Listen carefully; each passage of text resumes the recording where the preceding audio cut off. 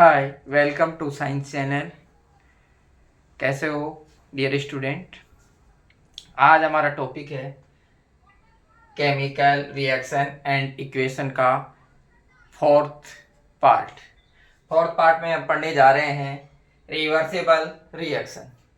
Reversible reaction वह reaction होती है जिसमें जब सबस्टेंस से प्रोडक्ट बनता है, प्रोडक्ट बनने के बाद प्रोडक्ट पुनः ब्रेक होकर के वापस सब्सटेंस बना लेता है।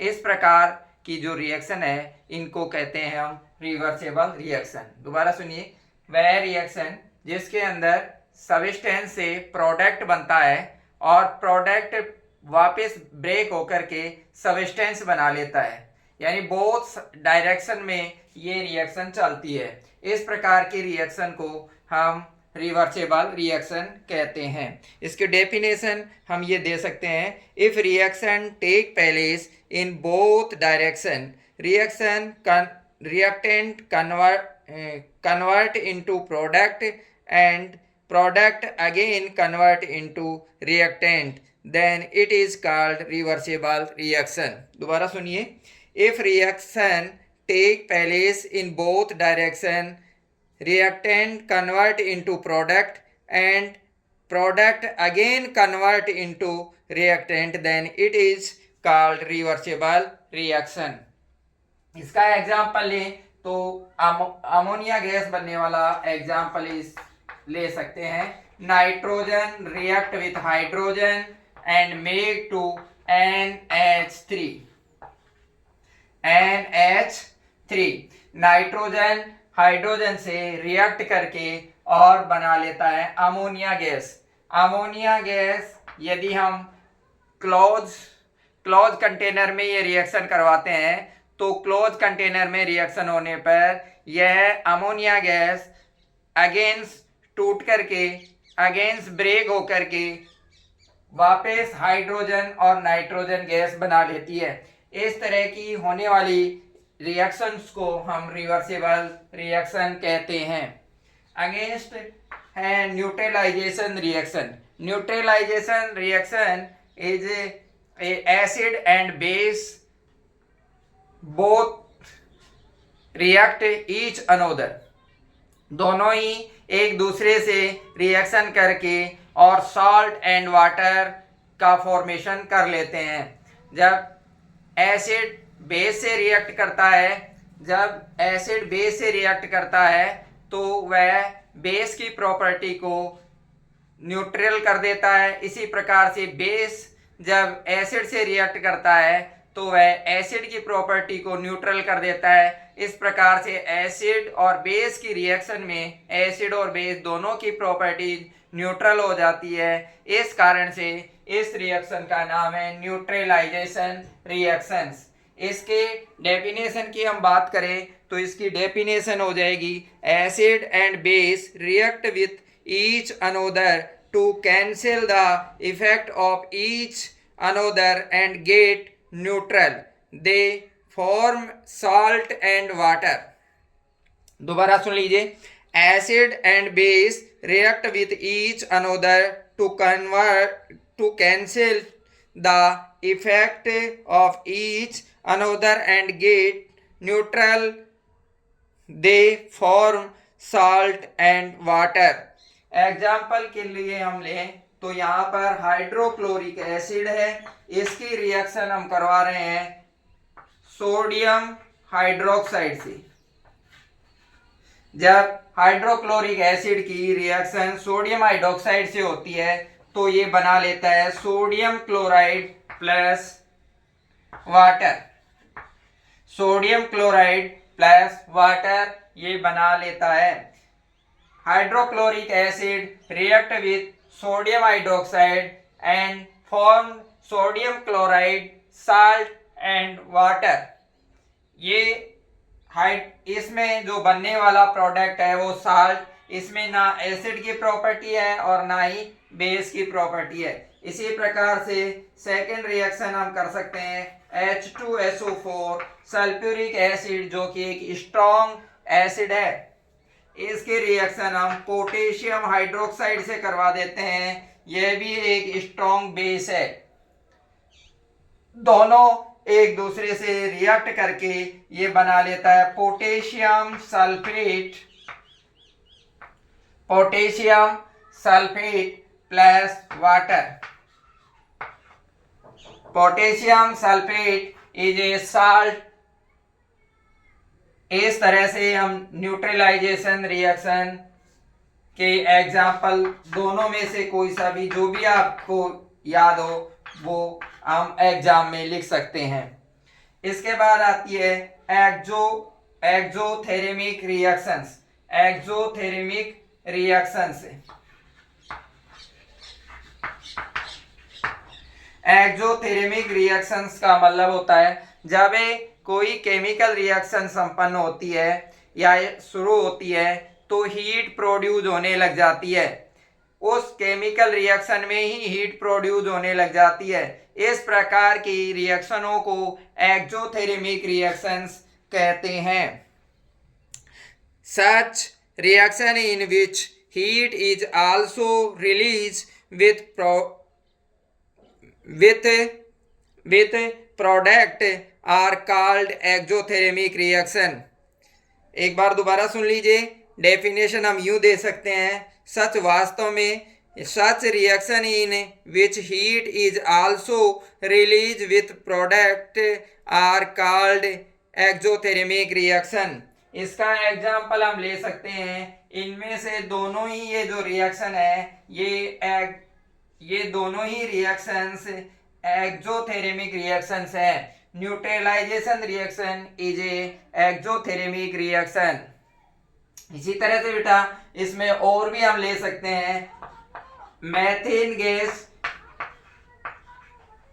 को जब बर्न किया जाता है तो हीट प्रोड्यूस होती है और बनती है कार्बन डाइऑक्साइड और वाटर।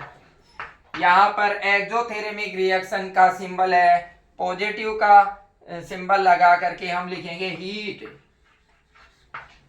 ये शो करेगा कि ये जो रिएक्शन है वो है एक्सोथेर्मिक रिएक्शन। इसी तरह से यहाँ हम दे सकते हैं HCl plus NaOH,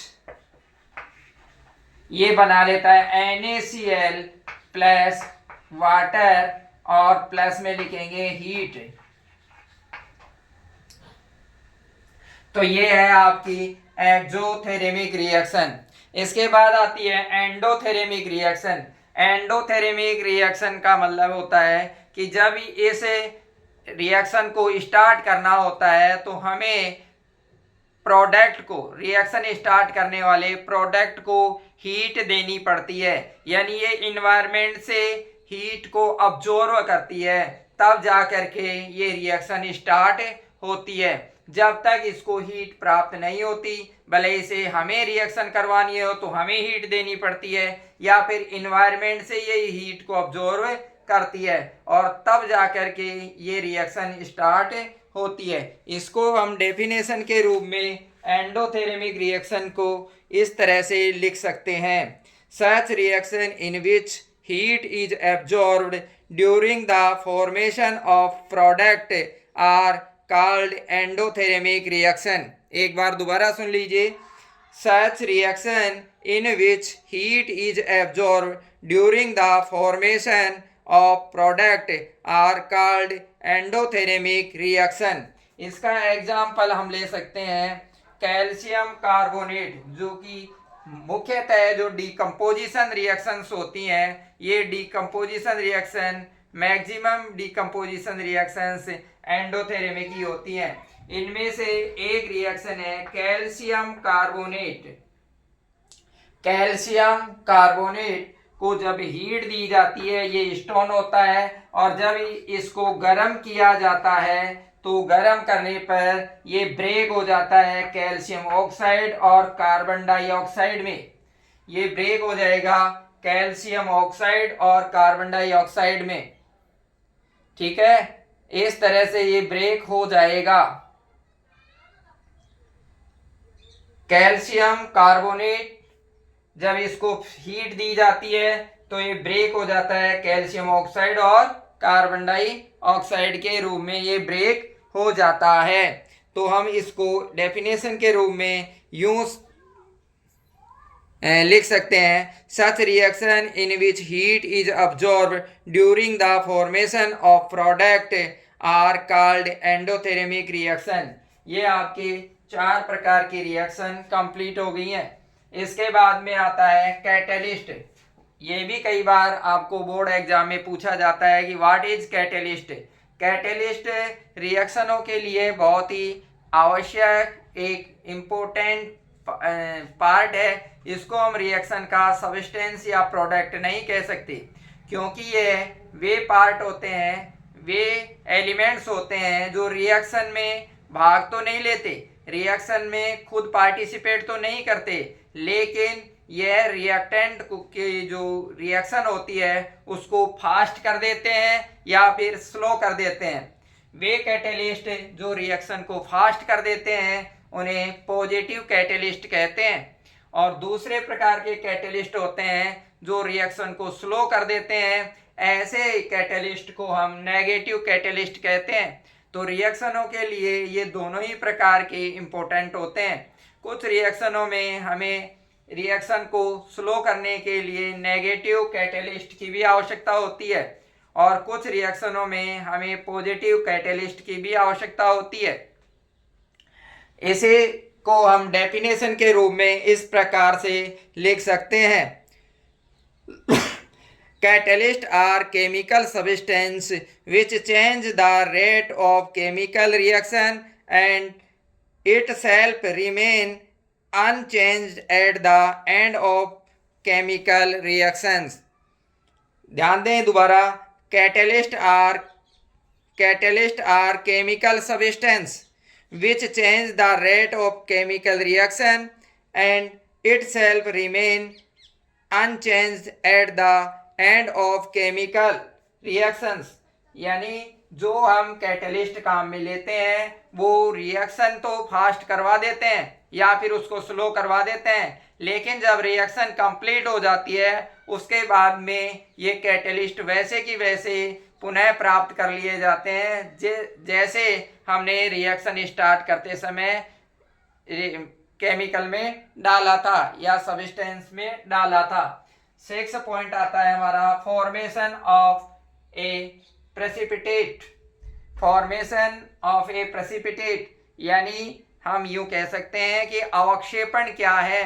precipitate means नीचे की ओर जम जाना। देखिए बेटा, जब किसी भी रिएक्शन को करवाया जाता है तो रिएक्शन होने पर कुछ उसमें कोलाइडल प्रोडक्ट बन जाता है और वो कोलाइडल प्रोडक्ट टेस्ट ट्यूब में नीचे की ओर बैठ जाता है, और जो रिएक्शन करवाने पर, जैसे लिक्विड में रिएक्शन करवा रहे हैं, लेकिन लिक्विड में रिएक्शन करवाने पर भी नीचे की ओर कुछ मटेरियल यानी कोलाइडल सॉल्यूशन बैठ जाता है और उस कोलाइडल सॉल्यूशन को ही हम प्रेसिपिटेट कहते हैं।